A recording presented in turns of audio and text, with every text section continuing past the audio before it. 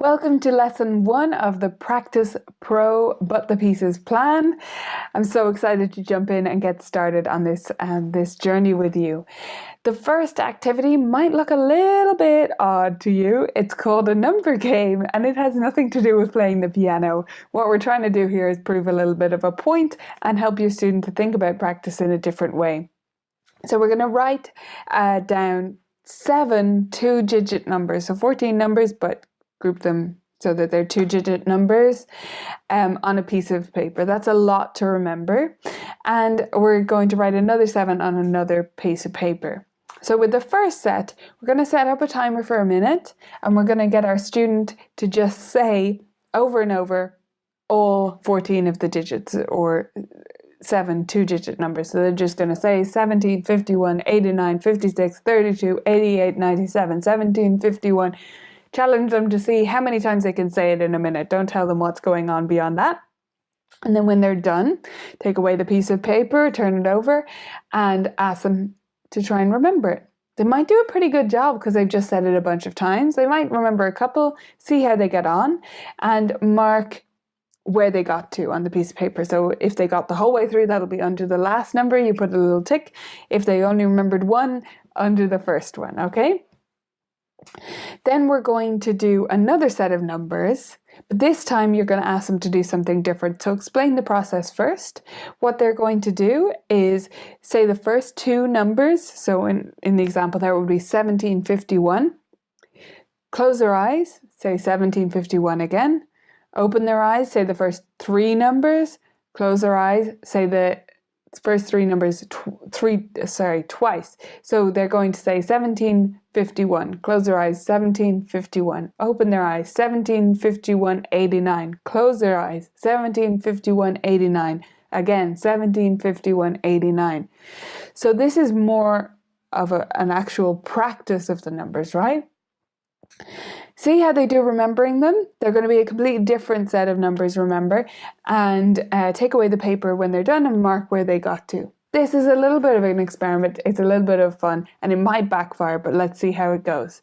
So mark where they got to. It might be less far than the first set. That's fine. And then we're going to move on to the next activity and come back to those numbers later. The next part is a key core element in this Practice Pro plan, and that is recording. So you're going to ask your student to play one of their pieces as they would practice it at home. So say, just pretend you're at home, pretend I'm not here, I'm going to sit way back there and practice your piece, just as you would do it at home. Now they might know what you're looking for and alter their practice a little bit, that's fine. The important part here is that you set up a recorder. Now, if you have a smartphone, if you have an iPad, everything can record audio these days, so there's no excuses. Whatever you have, just set it up, get it recording, and when they're finished, play back to them what they did during their practice time. So just give them a few minutes to do this. A few minutes of practice is all you need, and then play it back and talk about what they did. Ask them what they could have done better. Most students will say, oh, I played that E that I keep getting wrong in bar 4 or something silly like that. And that's not what we're looking for. We want to know how they could have practiced better. So if your student answers something about their actual practice strategies, gold star to them. That's fantastic. We're off to a great start. So just have a little discussion based on that recording and then check in again with your numbers game, okay? Ask your student to try and remember the first set of numbers, the ones they did just over and over, and then the second set of numbers, see how far they get. If it's none of either, then whoops. But they might get to a certain point with each of those. And then put that aside again. Now we're going to talk about the 3 levels of practice, and I've provided you with this graphic in the back of your workbook. So the workbook will be downloadable directly below this video, and in the back of that workbook you have this chart, what would we call it? It's like a measure gauge, that's what I mean. It's a gauge of their practice. Now I've included this spinner, totally unnecessary, I will say. If you're not silly like me, you can just do it without the gauge. There's a dot there, it still looks fine. The gauge I just think is fun. So I included it, I've stuck it in with a pin, just so you know, and taped the pin on the back So that's how that works. Right. So we're going to talk about these different levels of practice. Now, level 0 here, it says no or very little practice. So ask them what they think counts as very little practice. You might be surprised at their answer. And explain to them that it probably means practicing less than 3 days a week. That's what I would gauge it at. Then I move my spinner up to regular practice. I'm going to say, what do they think that means? What is regular practice? Okay, I would say it's above 4 days a week, almost every week. Then level 2 says varied, somewhat thoughtful practice. So this is where we're putting a bit of thought into it, especially if your student is a little bit older. Get them to come up with some examples. What would thoughtful practice look like? And what do they think that means? And how is it different to just plain regular practice? Start a discussion with them. Then level 3, we're talking about focus specific and planned out practice. This is practice pro level. And this is where we want them to be. Ask them where they think they are now. Some students will be a little bit, kind to themselves and think they're already in level 3. Some will be very honest and admit they're in level 0 and see how they gauge it themselves, and tell them that our aim is to bring them up to level 2 or 3 almost all the time.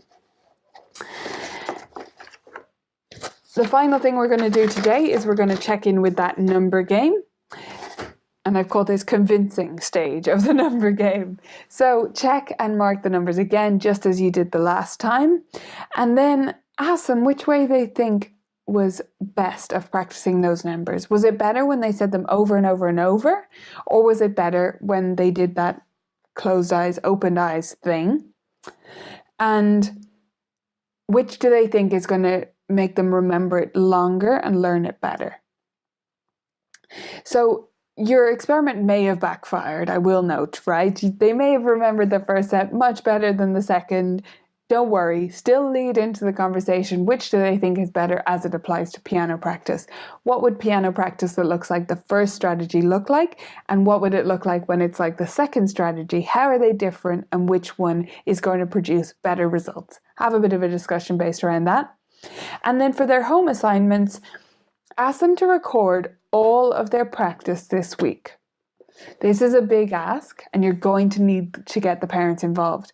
But if you do a bit of convincing and a bit of marketing towards the parents of how much more they're going to get out of piano lessons and their practice time, if their practice is of better quality, you can get them involved. I believe you can do it. Make sure that they are, though, because a student is not going to do this on their own. They may not even have the ability to, they may not have a device. So make sure they have access to something they can record with at home, and that they're going to record every day this week. Every time they practice, they should be recording that, and they should bring it to the next lesson or email it to you so that you can do some dissecting next week. I'll see you then.